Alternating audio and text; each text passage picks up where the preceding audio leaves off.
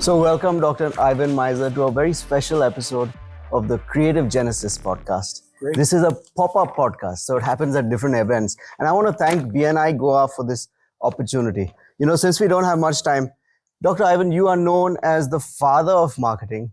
You're known as a world leader, the founder of BNI.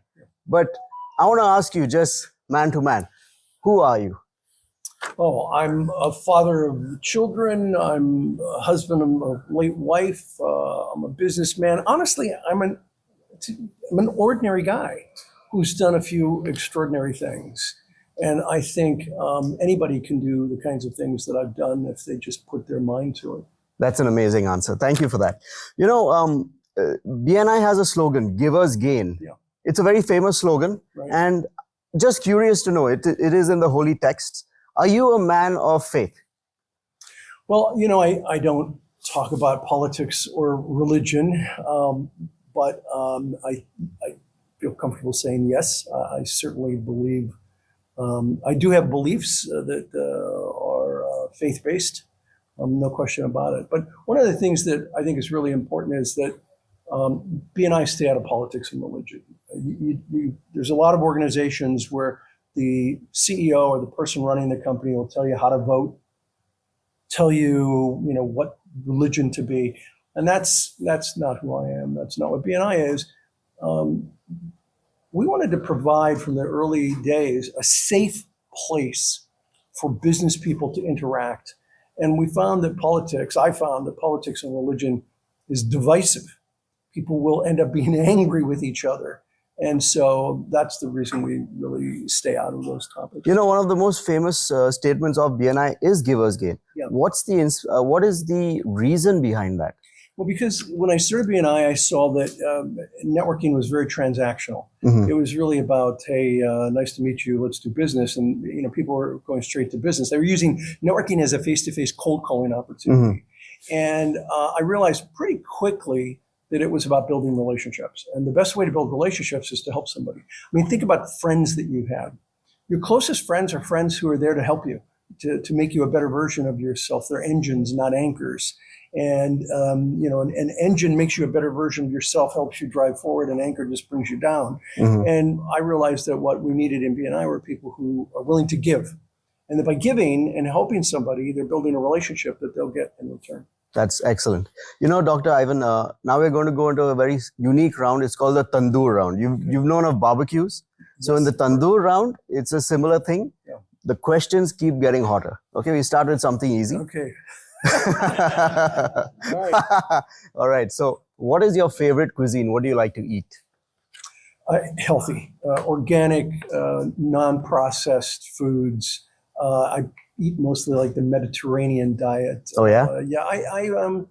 I really changed my diet over the last 11 years. I was diagnosed with cancer, and so 11, 12 years ago, and I went on a very healthy organic diet.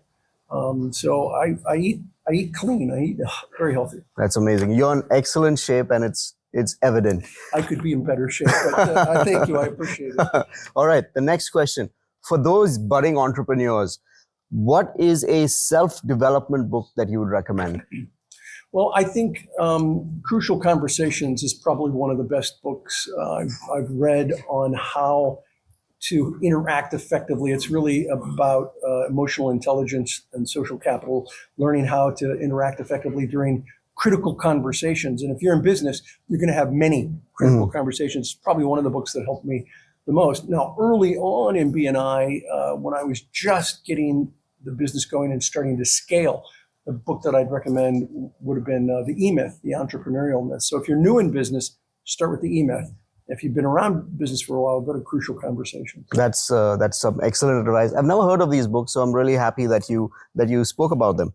Okay, now we're going to get a little more personal. Okay. Who are the type of people you like being around? Positive people. Toxic people. I've made a decision years ago, especially when I started writing the book Who's in Your Room, to not surround myself with negative, toxic people. And the other thing would be drama, people that are dripping in drama. And we all have drama. I have drama, you have drama. I get it. But sometimes people are just dripping in drama. And I don't want to be around those people because I think you become the people that you hang out with the most. Okay, my next question was going to be, who are the people you don't like to be around? But you've already answered that. So I'll go to an even more difficult question. What is one thing you would say that people don't like about you? Tough question.